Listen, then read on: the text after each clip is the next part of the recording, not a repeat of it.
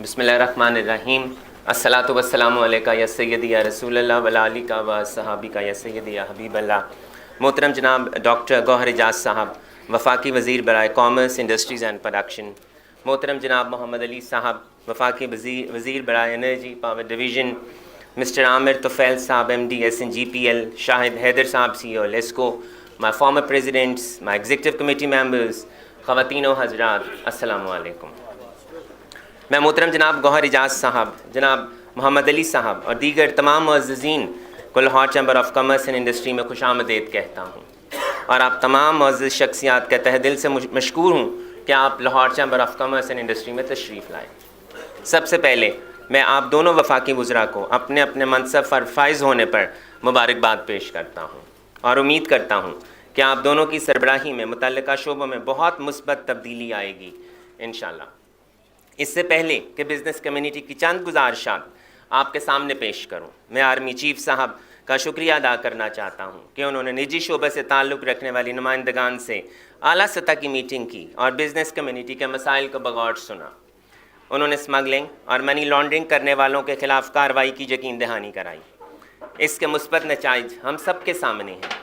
ہم پر امید ہیں کہ ہمارے معاشی حالات جلد ہی بہتر ہونا شروع ہو جائیں گے. Special investment facilitation council SIFC کا قیام بھی بہت اچھا اقدام ہے، جس سے defence, IT، agriculture, minings and minerals اور انرجی کے شعبے میں دوست ممالک سے سرمایہ کاری کا حصول ممکن ہو سکے گا. یہ ایک نہایت خوش آئند پروجیکٹ ہے اور اس سے غیر ملکی اور ملکی سرمایہ کاروں کی یقینی طور پر حوصلہ افزائی ہوگی. ہمارے معاشی حالات اس بات کے متقاضی ہیں کہ اب ہمیں عرصہ دراز سے نقصان میں چلنے والی پبلک سیکٹر انٹرپرائزز کو پرائیویٹائز کر دینا چاہیے. خسارے میں چلنے والے ان ریاستی مملکتی اداروں کی تنظیم نو نجکاری کے لیے واضح منصوبہ بندی وقت کی اہم ترین ضرورت ہے. ڈالر کے مقابلے میں روپے کی قدر میں مسلسل کمی کی وجہ سے ہمیں inflation, devolution, high cost of doing business, high interest rate, high utility prices کا سامنا ہے. البتہ حال ہی میں حکومت کی جانب سے کیے گئے اقدامات سے روپے کی قدر میں کچھ بہتری دیکھنے میں آئی ہے اور تاریخ میں پہلی مرتبہ اوپن مارکیٹ کے مقابلے میں انٹر بینک زیادہ ہے. میں سمجھتا ہوں کہ روپے کی قدر میں بہت بہتری کی ضرورت ہے اور ڈالر کے مقابلے میں روپے کو 200 سے نیچے لانا بے حد ضروری ہے. پچھلے سال ہمارے ایکسپیٹریٹس نے $4 بلین کم ریمیٹنس بھیجی تھی. امید ہے کہ اب اس میں ریکارڈ اضافہ دیکھنے میں آئے گا. ٹیکس نیٹ کو بڑھانے کی اشد ضرورت ہے اور اس حوالے سے ہم ہر طرح سے حکومت کے ساتھ ہیں. ہمیں تمام سٹیک ہولڈرز کو آن بورڈ کرنا چاہیے اور عوام کو ٹیکس نیٹ میں آنے کے فوائد بتانے چاہیے. ہماری اپیل ہے کہ موجودہ ٹیکس پیس کے لیے انکم ٹیکس کی طرح سیلز ٹیکس آڈٹ کی تعداد کو بھی کم کیا جائے، کیونکہ ٹیکس دہندگان کو audits, penalties, surcharges, bank attachments, inquiries, statements, withholding statements کا سامنا کرنا پڑتا ہے. لوکل انڈسٹری کو چلانے کے لیے ہماری صنعتوں کو بہت سا خام مال، ضروری کمپوننٹس اور مشینری جو کہ ملک میں نہیں بنتی ان کو درآمد کرنا پڑتا ہے، جس پر انہیں regulatory duty, customs duty, additional customs duty ادا کرنا ہوتی ہے، جس کو ختم کرنا بہت ضروری ہے. فارن ریزروز میں شارٹیج کی وجہ سے ہماری LCs بھی نہیں کھل رہی ہیں اور ہمارے کنٹینرز ابھی بھی ریلیز نہیں کیے جا رہے ہیں، جس کی وجہ سے کئی کنسائنمنٹس پر ڈیٹینشن چارجز، ڈیمریجز ان کی ٹوٹل ویلیو سے بھی زیادہ ہو گئے ہیں. آپ سے گزارش ہے کہ ان چارجز کو ختم کرانے میں ہماری مدد کریے تاکہ انڈسٹری کا پہیہ چل سکے. میں سمجھتا ہوں کہ کاسٹ آف ڈوئنگ بزنس کو کم کیے بغیر ملک میں انڈسٹریلائزیشن کا فروغ مشکل ہے. ہم اس کو اپریشیٹ کرتے ہیں کہ حکومت نے پالیسی ریٹ کو 22% سے زیادہ نہیں بڑھایا، لیکن اس میں جلد ہی کمی لانے کی ضرورت ہے. اس سے کئی معاشی معاملات بہتر ہو جائیں گے. امپورٹ سبسٹیٹیوشن پر فوری طور پر کام کرنے کی ضرورت ہے تاکہ ہمارا تجارتی خسارہ کم سے کم سطح تک لایا جا سکے. اس سے معیشت کو استحکام ملے گا، جس کی وجہ سے ایکسپورٹس کو بڑھانا آسان ہو جائے گا. اس کے لیے انڈسٹریلائزیشن اور لوکلائزیشن دونوں پر توجہ دینی ہوگی. آج ہمیں برین ڈرین کا بھی سامنا ہے. اگر یہ اقدامات بر وقت کر لیے جائیں تو اس سے ملک کے اندر ہی بہتر روزگار کے مواقع پیدا ہوں گے. ہم ایران، افغانستان اور روس کے ساتھ بارٹر ٹریڈ کے فروغ کے لیے حکومت کی جانب سے SRO جاری کرنے کے اقدام کو اپریشیٹ کرتے ہیں. ہماری گزارش ہے کہ اس SRO پہ امپلیمنٹیشن یقینی بنایا جائے تاکہ ملکی کرنسی پر دباؤ کم ہو سکے. ہماری تجویز ہے کہ ایسے تمام ممالک جن کے ساتھ پاکستان کے ساتھ بینکنگ چینلز پراپر نہیں ہیں، ان کے ساتھ بھی بارٹر ٹریڈ کا سلسلہ شروع کیا جائے. ہمیں سولر انرجی کے نیٹ ورک کو بڑھانا چاہیے.